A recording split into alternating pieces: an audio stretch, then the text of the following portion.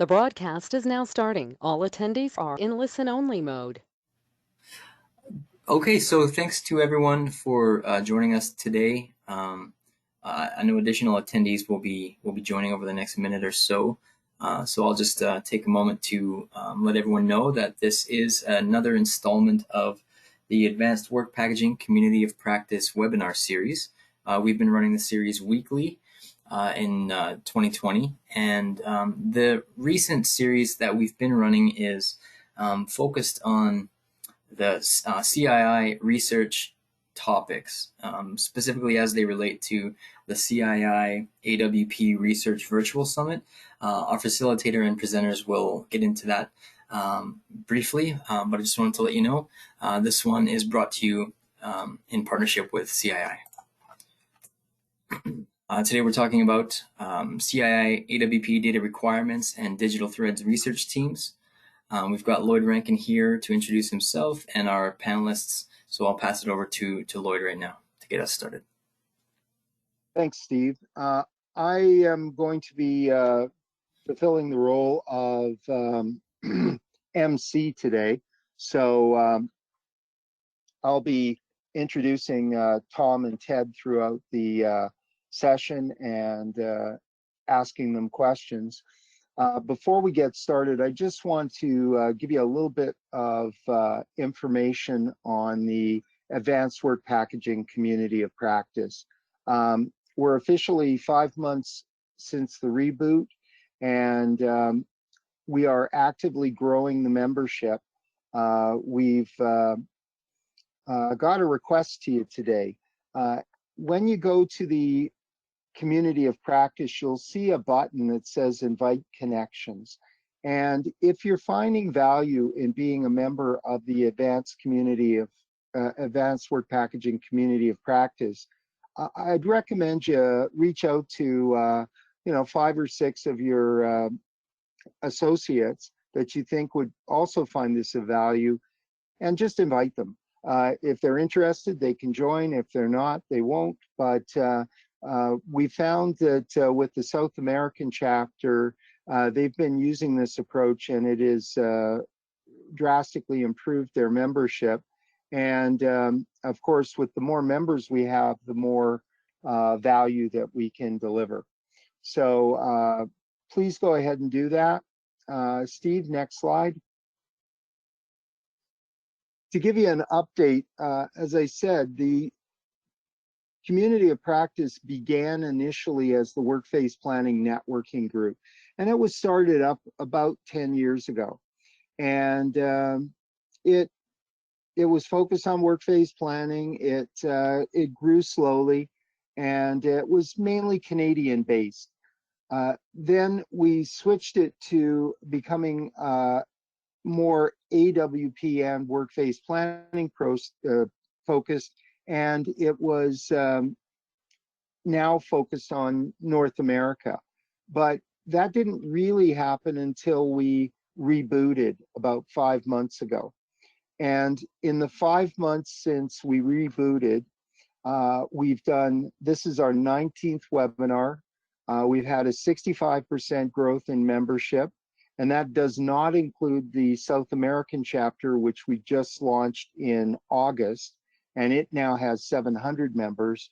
So the membership has grown by over 240% since its start. Next week, or the week after next, we're having a meeting with a Russian group to see about starting up a Russian chapter. There's another exploratory group going on in Europe. So we are actually in the process of establishing a global network of advanced work packaging communities. And there's a place or two that I think the community is being underutilized. If you have positions that are related to advanced work packaging or workplace planning, you should be posting them within the site. If you're looking for a job in advanced work packaging or workplace planning, you should be telling people about that through the site. If you have questions about advanced work packaging, you should be asking them, and use the members as a resource to get some answers. Now that the global network is starting to come together and our advisory board is in the process of being finalized, we really want to hear from you. We really want you involved. Steve, could you move to the next slide? So I'm excited to be facilitating this session. I am a member of the deployment committee. We've got Tom, who's representing the data requirements team, and we've got Ted, who's going to be representing the digital threads team, and they're all going to be introducing themselves. So let's start with me introducing myself. You probably, if you've attended any of these webinars, this isn't the first time you've heard from me. I've been involved in advanced work packaging since 2003. I was the principal researcher for the work phase planning group. Then when they morphed into the advanced work packaging group, I was on RT272. We've done consulting, training, and conferences, all related to advanced work packaging and work phase planning for a number of years now. We do conferences in Houston, London, virtual events, but basically we're passionate about advanced work packaging, and as an active CII member company, we get to talk with some companies that are doing some amazing things, and we've got two representatives on this call. So Tom, could you introduce yourself, please? Happy to, Lloyd. Good morning, everyone. My name is Tom Morris. I work at ExxonMobil, and I'm here today representing the data requirements research team through CII. A little bit about my background. I guess I'm about 11 years into my career. I've got a couple of years in construction, a couple of years in a software startup supporting construction, and about, I guess, coming up on 8 years with ExxonMobil. Working a variety of projects, really everything from maintenance and turnarounds to our large capital jobs. I like to joke that I've spent some time in construction. I've spent some time in IT and data. I'm bad at all of it, but I'm thankful for that perspective. It's been helpful in my advanced work packaging journey. And I guess I've been involved with AWP now for about 5 years, a couple of research teams, and some other CI engagements as well. Great, thanks for that, Tom. And Ted, could you introduce yourself, please?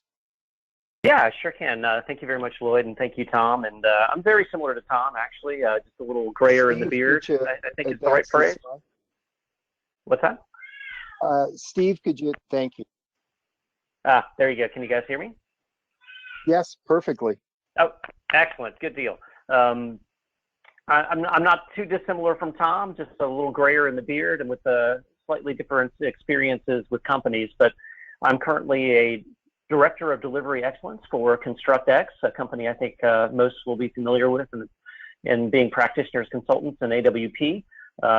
I've been here, I'm working on my second year at ConstructX after very amicably leaving Southern Company, where I was in the engineering and construction services group for 18 years, so the bulk of my career there. Just a life inflection moment a few years ago and making a life decision to try something else, and ConstructX is where I landed and been very happy. As it relates to our conversation today, I was a board member of FIATech, if you're familiar with FIATech, and then also part of the transition team to take FIATech into what became the technology committee for CII. And I was the inaugural chair for the technology committee in CII for the first 2 years, and actually just vacated that position in January. And today, I have experience on both teams, both the data requirements team and the Digital Threads project team, and looking forward to giving you a little more information about what we executed. Thanks very much, Ted. Ted, could you tell us about the difference between research teams and technical committee projects and joint working groups? If everyone else is like me, I'm sure we're a little unclear as to the difference. So can you help clarify? Yes, I will. Excited to as well, because this question comes up in some form pretty frequently and will continue to as we go into the virtual summit. Because unlike previous years at CII, you will be getting more than just research team reports. Last year at the annual conference CII, the technical committee and the technical committee sub-team that produced a project last year reported out on the big stage, but it was the first and only, I think, sort of non-research team presentation that I'm aware of ever.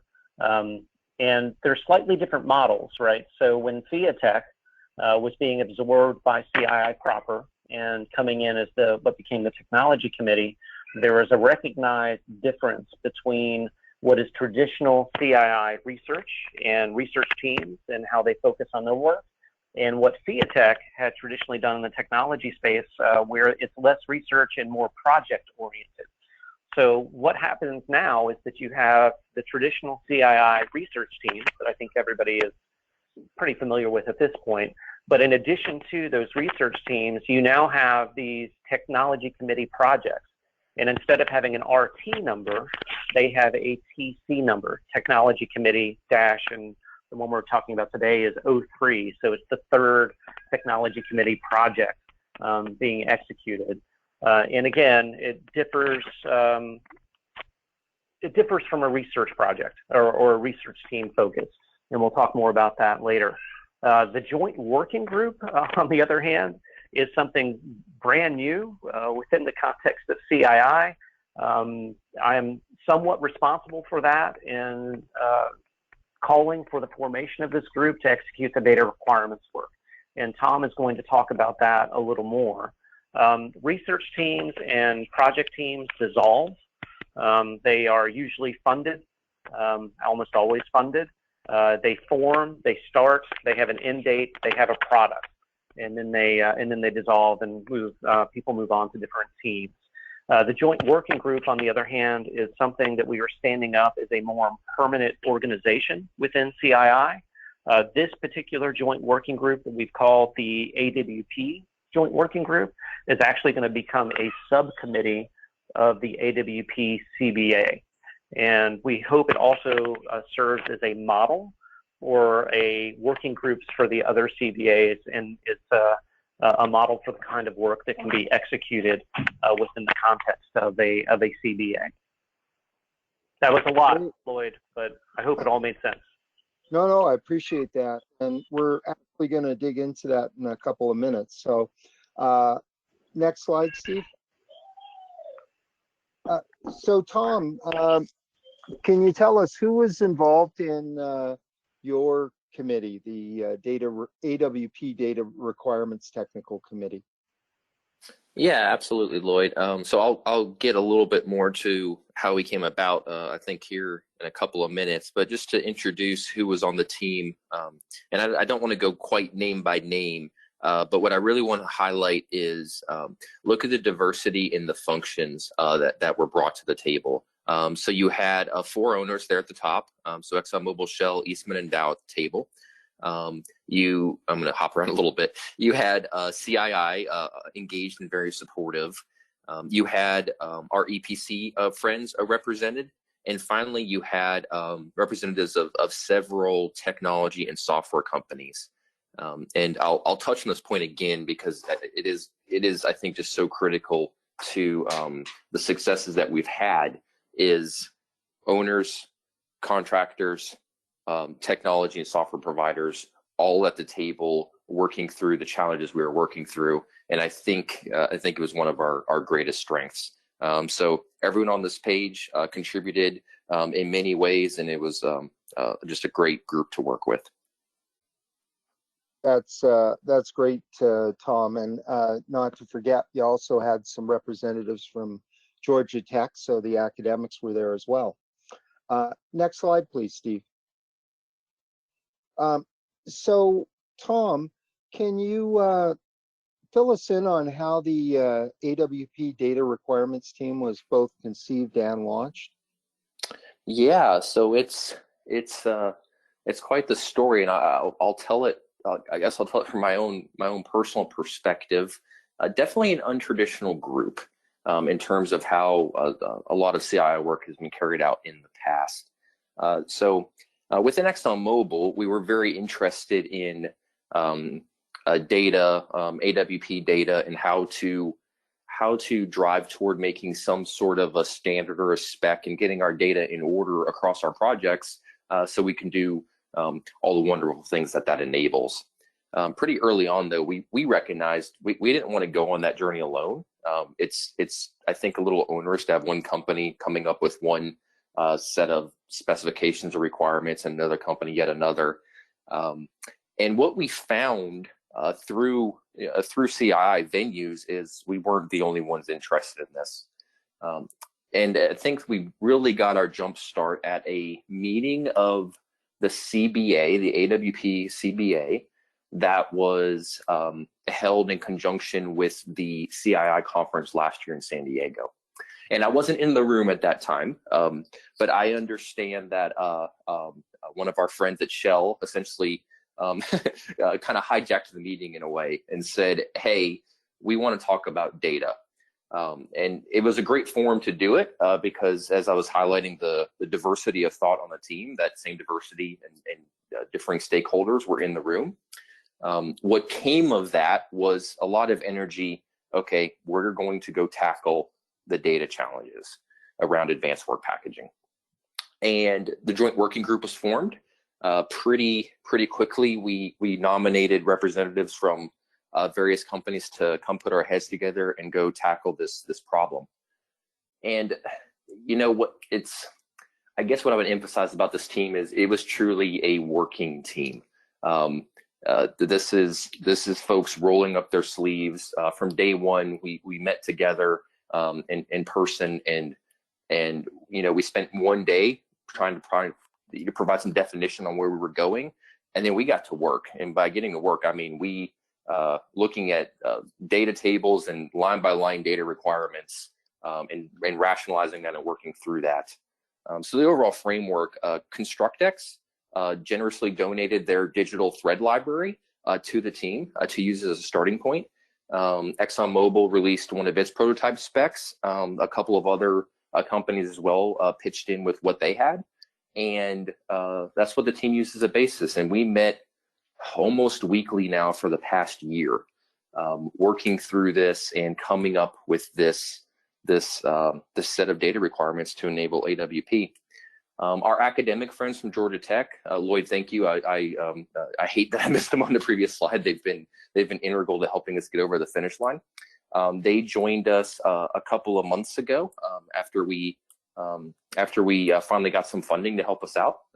For most of the time, we were all volunteers. There was no CII funding. We were, like I said, working members rolling up our sleeves and getting to work. So our Georgia Tech friends came along, and they've been really helpful, helping us with the documentation, helping us with the report writing, and getting all of this knowledge and information that we've been working compiled into an actual deliverable. Great. Well, thanks very much, Tom.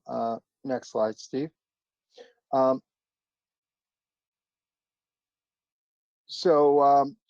were the deliverables that your team were working on? It sounds as though it was an interesting process right from the start. So tell us, what was it that you were supposed to deliver, and how did that come together? Sure. So, you know, that was one of the early challenges was finding precisely what are we trying to do here. If you look at digital project execution, that's quite the scope. And we realized pretty early on, if we weren't careful, we would try to boil the ocean and essentially not achieve anything. So, you know, a point I like to step back and clarify: advanced work packaging is a work methodology, right? It's an alignment and planning methodology. You go read RT 272. That's what we're doing. Now, you can do that with paper and pencil. Now, the reality is we live in the 21st century, and we're working on sometimes scales that, yeah, paper and pencil, that's completely infeasible. So realistically, we have to take those work processes and we have to digitally enable them. The challenge in doing that is all of the great software that's available out there in the industry, the integration of all these tool sets, it all depends on data. And if we are all on different bases of apples, oranges, and school buses, we can't work together. So what this team was trying to do was figure out, hey, what does that data look like? What are the key data fields that we need to go make AWP digital enablement possible? I think it's worth highlighting what we weren't doing, and I think it's actually part of the recipe of what we've been able to achieve. We were not creating an international data standard. So for example, if I have a data requirement that I need to know quantity of pipe in a CWP, just making a trivial example, we don't get to the level of detail of, well, it must be in linear meters of pipe and it must be to 3 decimal places. And no, what we have sort of established is I need to understand this metric and I need to understand the units as well, but we're not prescribing what that looks like. So I think we did a nice job drawing a clearer box around what we were trying to achieve. And that's what is now getting ready to be published, is both these data tables that we have come up with the requirements, as well as some language around what that means. Data tables are dry, and what we've tried to do is provide some context and some examples. So as folks take this information and look how to implement it in their own organizations, they have a starting point. Great. Well, thanks for that, Tom. And now we're going to go over to Ted. So next slide, Steve. Ted, can you fill us in on the team that was involved in Digital Threads?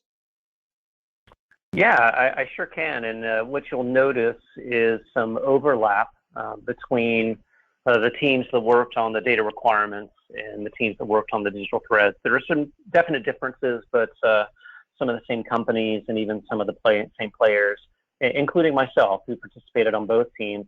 And one of the things there was that ConstructX donated IP to CII, to both these teams, to help them jumpstart and execute. And that was one of the main reasons for my participation there, was that jumpstart for the teams with some of the work that had already been done at ConstructX, which was pleasurable to donate to these teams in the CII and industry. But I will say that, one of the differences between the data requirements team and the digital threads team is that the work being done by this technical committee project team was in a way more tactical and technical. And so you ended up with a lot of input from folks, but a smaller core team who was sort of executing that technical work. So that was a difference between the working groups. And I've got to piggyback on both teams were extraordinary to work with. But to carry on with Tom's conversation about the data requirements team, the way that team, and it was a much larger working group than the project team, the way that team came together and worked in what I'll say in an egoless way to execute the work is probably one of my best team collaborative experiences I've had in my career, and I'm very proud of that. Well, that's great to hear. And Steve, next slide, please. Can you tell us how your team got conceived and launched? Very different from the data requirements team, as Tom described. And one of the major differences is funding. So the data requirements team that Tom just talked about really executed its work without funding. The only funding that came was a request to get a technical writing resource in place. That contract went to Georgia Tech, and they were the right place to handle that because of their experience already with the digital threads work, to help form the guideline that was being implemented. So the team had already created the framework for the data requirements for AWP, and then we wanted to package it in a way that we knew we needed additional resources to help with that packaging, because it wasn't necessarily our core strength, let's say writing and producing that kind of document. So very late in the game, the AWP Joint Working Group working on the data requirements team through the technology committee, got a small budget to engage a contractor that became Georgia Tech to supply that resource. On the other hand, this technical committee project team, TC-03, was fully funded. I want to say, and it's been a while since I've looked at the numbers, it was somewhere around $100,000. It might have been slightly under that. But it went through a more rigorous process, a process that most familiar with CII research teams would be familiar with, in that an abstract was submitted. That abstract, along with others, was reviewed by a subcommittee of the technology committee. I believe it's still being headed up by Brian Kindig. That team reviewed these abstracts and pushed this supply chain digital threads up for actual funding and approval. And the technology committee did that with some oversight from CII governing bodies, and greenlit the project to begin with the amount of funding. So the technology committee has its own bucket of money and is able to fund its own projects. And then from there, it's identifying the team members who's going to participate. It's formalized, and then the academic in this case was Georgia Tech, and Yong Cho and his team. And Yong led that team through that project team through its execution. Great. Well, thanks for that, Steve. Next slide. So I guess same question as I asked Tom, the deliverables for your team, how did you come up with them and what were they? Yeah, so again, slightly different from a research team in that there is something more related to a product that has been developed through this team, which was something probably more familiar in the CII environment, which was a pure technology environment, than traditionally within CII. But actually what you're seeing on the slide now is one form of a product that will be published. And this is the report out of the Technology Committee 03. So they are producing more in line with the research team, a final report. But they also, in one of the reasons the joint working group was formed was to make sure that everything stayed in alignment, because we knew that this supply chain team was working on digital threads. We knew that data requirements were part of digital threads. And we wanted to make sure that the teams, the team working on the AWP data requirements and the supply chain team were aligned and producing consistent work for CII, right? So one of the other things that's being published, and it's going to be through a website, and I don't want to steal too much thunder from the virtual summit coming up, but there will actually be a publication and a tool, a web-based tool, where people can access the digital threads for the supply chain visibility. We're also talking about how we can make those data requirements available in the same tool. So that is a product that will be published, again, outside of the research report itself. Also, ConstructX donated another piece of IP for this project, and a materials responsibility matrix, an MRM, that is also being published on the website and available through this project team work. Sounds like the two teams worked very closely together. Like I said, there was definitely overlap, and the whole point of the AWP Joint Working Group was to make sure not just these two efforts, but all AWP related efforts were collaborating somehow, or at least had awareness of what was going on within the context of these two specific projects. So the AWP quote unquote Joint Working Group is a CII group that makes sure that it has members from every research team or project team or whoever it is that's doing AWP work, that we're all coming together and making sure that the work is consistent for CII and industry. Sounds great. Next slide, Steve. So just want to give you some information on the research summit. This just take a moment. Next slide, Steve. We currently have reviewed the registrations for the summit, and approximately a third of the attendees are going to be owner representatives. About 27% are engineering and construction contractor representatives. And then it gets a little interesting. The 17% is consultancy. And basically, the companies that are providing consulting support to everybody else need to be on the leading edge. So they are attending in quite large numbers. And then we've got technology companies also represented in fairly large numbers. And then the remaining 10% are from a variety of different areas. And it's quite interesting when you look at the companies that are represented. So next slide, Steve. You can see we've got almost a Fortune 500 snapshot of top owner companies, top engineering companies, top construction companies. Obviously, there's a lot more, but we thought this was a good way of giving you a sense. They're from all parts of the world and from all types of organizations, straight Cs, straight Es, EPCs, and others. And you'll notice there's a number of different sectors involved in the owners. Agricultural, power, energy, chemical, all over the world. Next slide, Steve. And currently we have a variety of sponsors for the event. You can see some really well-known companies there.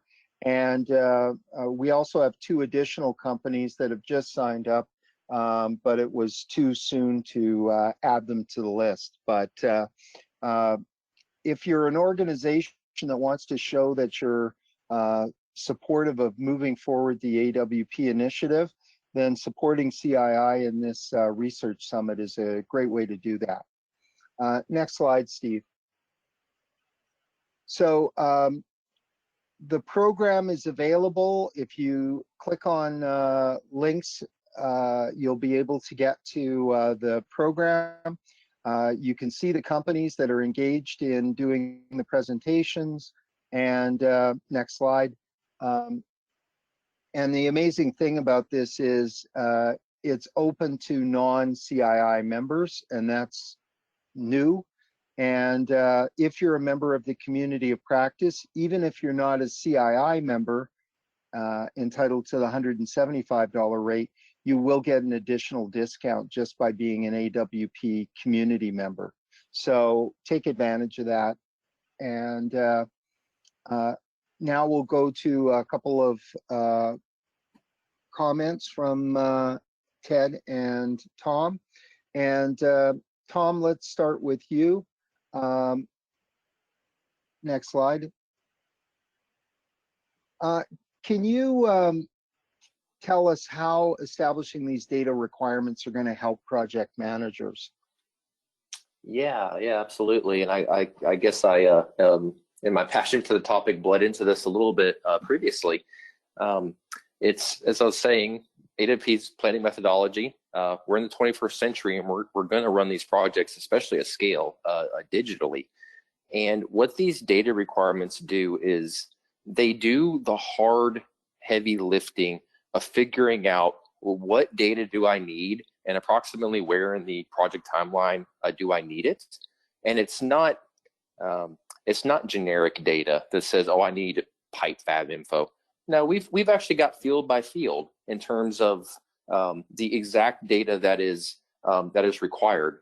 And what this is going to allow project managers to do is, through their teams, take these requirements and it will create the foundation by which we can develop, call them digital threads or whatever integration scheme nomenclature you want to use, but where I can build that digital ecosystem that is going to bring my project to the next level.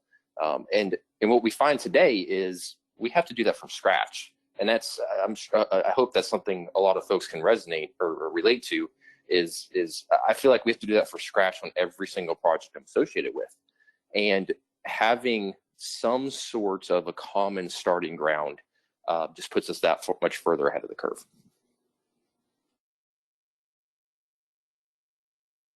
That's great. Thanks, Tom. Next question, Steve. So how can these data requirements be used to improve our contracts? So our contracts are, I mean, the legalese aside, those contracts are what are creating the agreement between all these various stakeholders in a project. And of course, I mean, the variety of what that structure can look like is pretty varied. But you'll have engineers, you've got procurement organizations, you have construction, you have fabrication, you have vendors, you have suppliers, and again, the data requirements are giving us a common starting point, and the relationship between these entities, we have to continue moving away from documents and transmittals, and we have to get focused on data, because that's what our modern tool set needs. So when it comes to the contracts, we can use these data requirements as a foundation to create that understanding between a pipe fabricator and a constructor and whomever else, to understand what those needs are. And my hope for these is, as time goes and we continue to see adoption, we're not surprised anymore, right? That piping fabricator will, they're supporting 50 jobs at any given time. And hey, we have this common set of data requirements. Same thing for engineers, for constructors, EPCs, whomever it may be. Great, thanks, Tom. And Ted, how can these digital thread elements give us this visibility? So what are some of the elements that you looked at? This team really looked at the, and it's a complicated topic, Lloyd, so I'm going to do my best to walk through it here, because we're going to differentiate between a data requirement and a digital thread. And the data requirements team dug a little bit deeper into a data requirement and skirted on the edge of digital threads, but there is a significant difference. A data requirement is embedded in a digital thread. And so that's why we needed to make sure that we had alignment between these two teams that were working, right? And there are many elements to the supply chain that, from a data perspective, if you are aligned, you can reap a tremendous benefit. And one of the first ones that pops to mind is around constraints management, in particular as it relates to materials in your supply chain.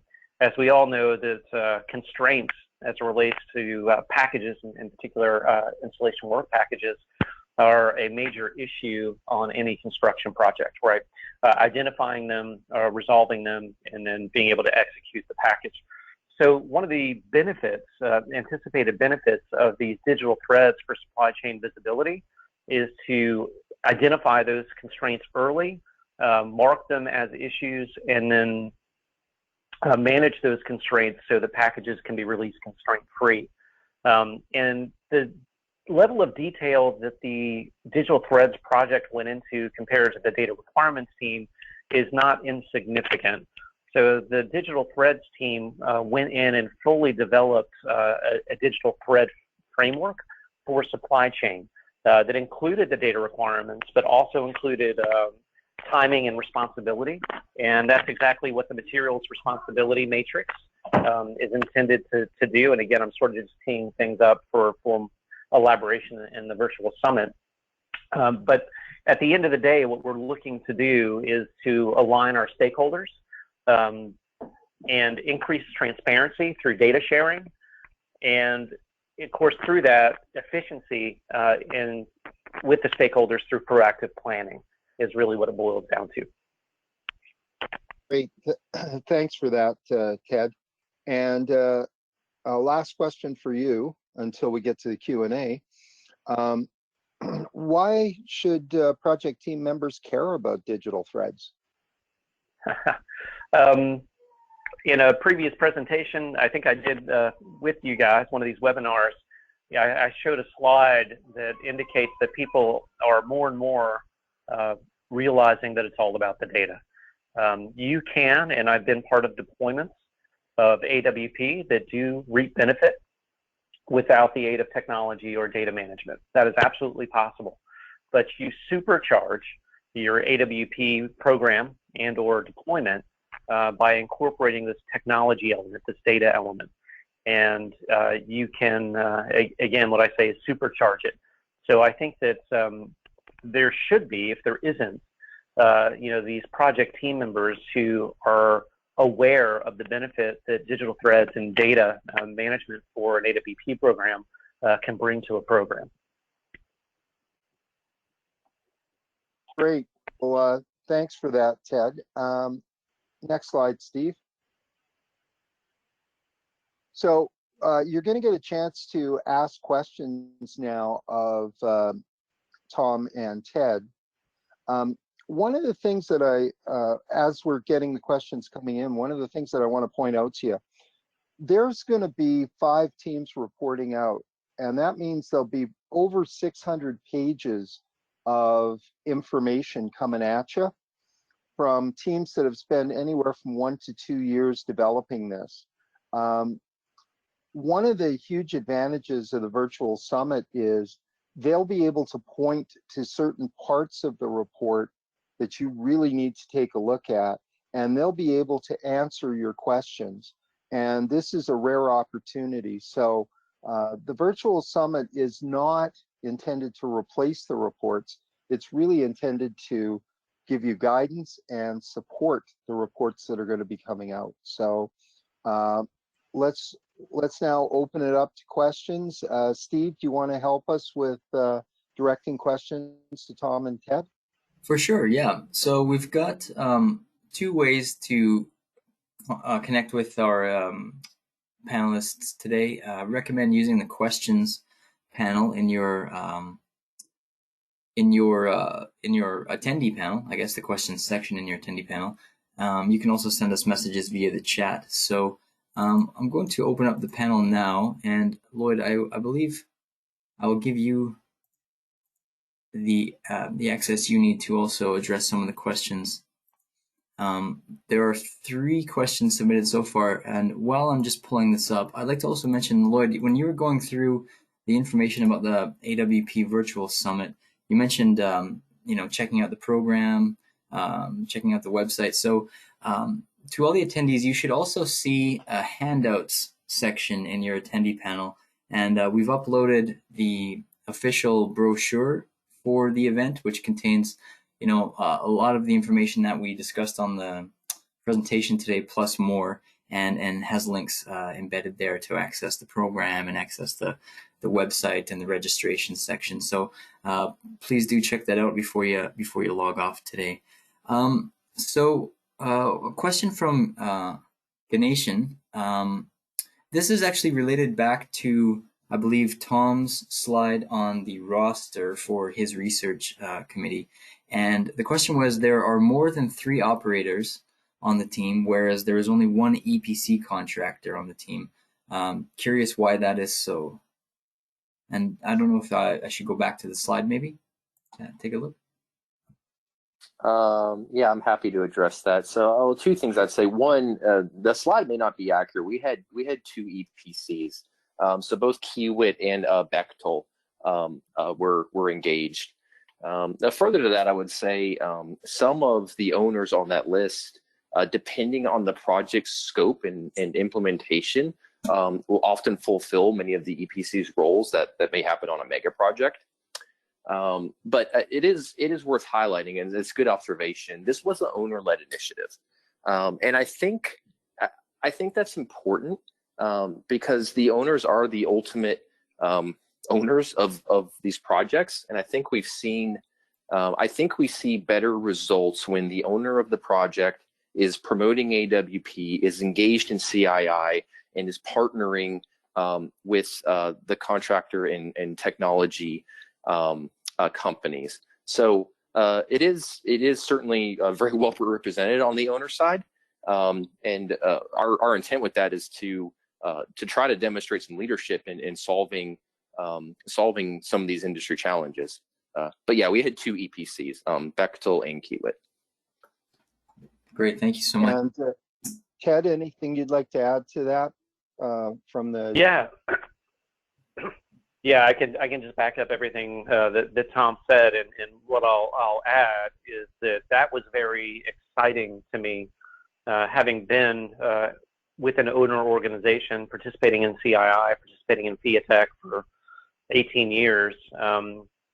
It's one of the first full initiatives that had dominant owner participation in the area of data requirements and technology, which to me is an indicator that it's finally catching on. And the other thing is that one of the main uses of these data requirements, as they are currently documented, is in helping organizations form contractual requirements with their partners, and have already had the pleasure of incorporating an early version of these data requirements into contract guidelines for an owner.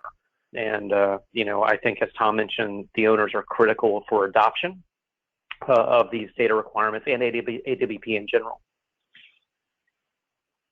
Great. And just to add my 2 cents, the data requirements is going to live on through the AWP CBA, and the AWP CBA has incredibly strong contractor and engineering involvement. So this is going to be ongoing. It's not that the requirements come out and they're frozen in time. We're actually getting input from all sorts of industry folks to continue evolving and developing the process. Next question, Steve.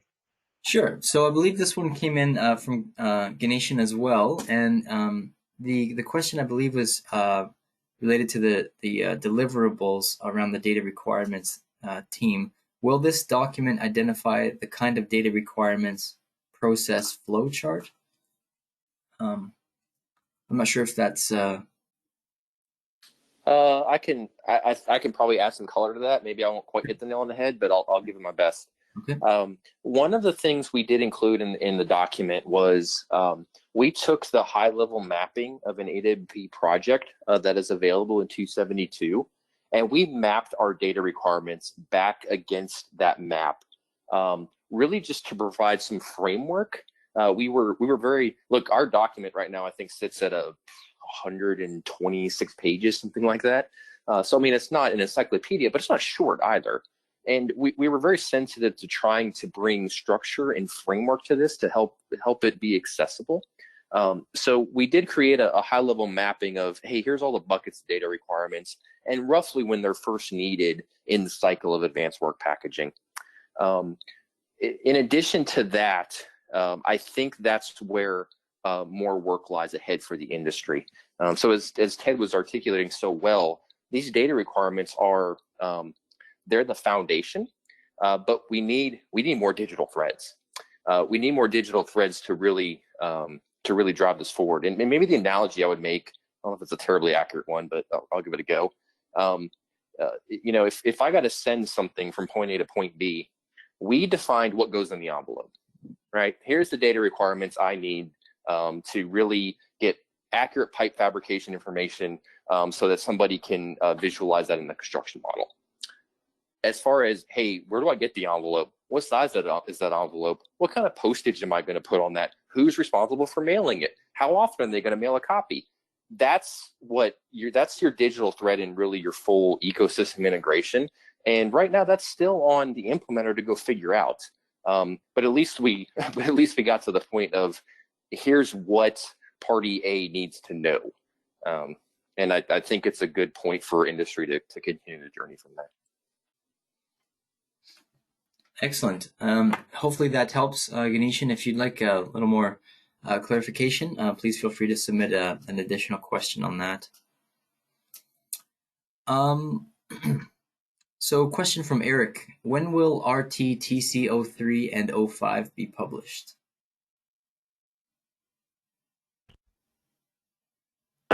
Pardon me. That's a really good question, Eric. I think that the publication of the Technology Committee project, TC-03, is imminent. I think they're finalizing the document, and I think the intent is to have that published prior to the virtual summit. So coming up here in a few weeks. Don't quote me on that because I'm not part of that team working directly on the publication. The intent right now, again, it's a very unusual product this data requirements team is producing. The intent is to have it published again by the virtual summit, and is going through a short sprint cycle review through CII right now. Okay, perfect. Anything you'd like to add to that one, Tom? No, Ted got it. Nailed it. Perfect. Question from Eric. Will the sessions at the summit be recorded? So obviously they will be live sessions, and we will record the sessions, but it's still under consideration as to whether the recordings will be made available after the event. So at this time, I guess my best recommendation would be to register and attend live, and from there we'll make an announcement, I think. So I guess stay tuned for more info on that one. Thanks for the question. So a comment and question from Mark. Comment: I appreciate the supercharger analogy. Project can execute without digital threads supercharge performance. Question: if one project is using Epic Pipe Fabricator and the other is using Turner, do we tell both they need to use the same format for pipe fabrication report? Can I address that, Tom? Sure, go ahead. So I'm going to draw back on an analogous experience with Southern Company, as opposed to a pipe fabricator. My background is in electrical design, so I gravitate towards that sometimes. The first time we contractually obligated a partner to data at Southern Company was in 2007, and it was very prescriptive, but also in collaboration with the partner and negotiation with the contract, right? But subsequently, Southern Company started to, and I've said all this publicly before with Southern Company. So subsequently, though, we put in a program where data requirements were a part of every major contract with the partner. You know, there were certainly smaller ones where we didn't, but on major projects, major partners, there were contracts. And what I did is I said there were 3 categories of sort of data management with those partners. The best case scenario is that you provided them an absolute specification. Let's call it the data requirement as produced by this team. You gave it to them and said, this is the format, this is how you will provide this data. You sit down with a team of folks and you collaborate on what exactly it means, because just because you give somebody something doesn't mean that it's understood. I highly recommend, talking about the requirements, especially as it relates to the contract. And then that partner agrees to provide the data in the format that you specify, whatever it may be. The worst case scenario is you got with a partner who wasn't going to provide you anything. And in that case, we had work processes, or Southern Company had work processes internally to try to fill those gaps. And, that was a company decision, departmental decision to fill those gaps internally because the data was deemed that important. But the middle ground, it was most common, let's say a decade ago, was somewhere in the middle where you provide a specification. Somebody says, well, we can provide this kind of data, but it'll be a lot cheaper if it's not in this format, or our tools don't really work that way. And what I'll say is that as long as you hit the spirit of the requirement, you can usually have internal teams to make it work. So Tom mentioned earlier that the intent is, in particular, of the data requirements team and the digital threats team, was not to create an international standard. It was not to be so rigorous. It was just to indicate the type of data you would need to enable AWP. The digital threads team got a little more specific in the timing and the responsibility, or who should be responsible for that data, and providing tools to do that. But at the end of the day, when you're dealing with your individual pipe fabricators, it's going to be a contractual discussion, and you will have to go into agreement and partnership with those fabricators. Best case scenario, you as the purchaser of goods, whatever they may be, in this case pipe, are able to drive your requirement to those partners. But I would encourage you that if for whatever reason you hit a snag in that, you find a way to hit the spirit of the requirement with the partner. I hope that makes sense. Yeah. Tom, to add? No, I think Ted did a nice job. Great, and Mark agrees. Mark, who asked the question, said spirit of the requirement, understood. I like it. Ganesian also replied, thank you for the clarifications on the on the responses to his question earlier. So that's great. I'll go back up here. Tarek asks, regarding AWP Digital Threads, did you tackle elements related to supply chain and material constraints only, or also design engineering deliverable elements? It was all elements of supply chain for supply chain visibility. So it was pretty comprehensive is my short answer to that. If you attend the virtual summit, you will see the exact specific digital threads that were addressed in the context of that team. And Steve, I think we've got time for one last question, and I believe Brett has one. So do you want to direct that to the panel? Sure, I'll do my best here, Brett, to communicate this across. So it's a large question. There's a couple of different parts to it. He starts, regarding the 03 digital threads, albeit more granular and detailed than the overarching data requirements, is it done at an agnostic level where technology-specific application is not referenced? Where do you envision the specific data thread between two given app interfaces would be defined or managed? Secondarily, will there ever be an open standard or API for technologists to build or configure to specific application to application key? Wow. Tom, do you mind if I try to address that in a couple minutes?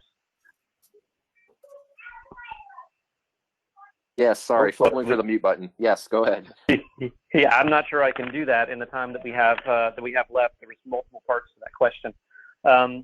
Data requirements are high-level, generic, tool agnostic. When it comes to actually managing a digital thread in the context of any organization and/or project deployment, you know, what I will say is there is work to do based on the spirit of the data requirement. And ultimately, you know, like the material responsibility matrix, right, which is a tool that you can use to say who is responsible for which specific data as it relates to the supply chain, right? You kind of need to do that with all elements of your data management within the context of an AWP program. It's not an easy question to answer. I'm not going to say that this work solves all the industry problems. CII and Mimosa recently went into an MOU that was announced, I think, a couple of weeks ago, that will very specifically be working on use cases for AWP and trying to get those use cases into, you know, the work that various organizations are doing around international standards and interoperability. I think that's going to take some time, but I think this is a good first step for the AWP community to take in that direction. But I think, I can't remember who asked that question now, I apologize, but I think you probably know there's still a lot of work to do. And if I can just add a comment, we've had requests from COA, the European Construction Institute, and the the South American Community of Practice Chapter to all look at the data requirements. And so I think if we want to get global adoption, having groups outside of CII take a look at the information and provide their feedback is going to really be necessary to get that broad-based adoption that we're looking at, and also allow us to make it more generic and not specific to one application or another. I think our panelists have done a spectacular job of addressing all of your questions and explaining what they've done.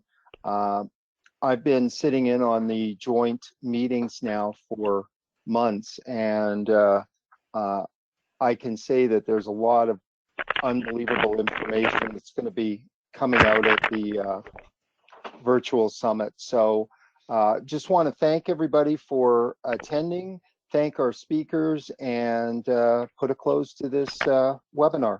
Thanks, everybody. Thank you very much. Thank you.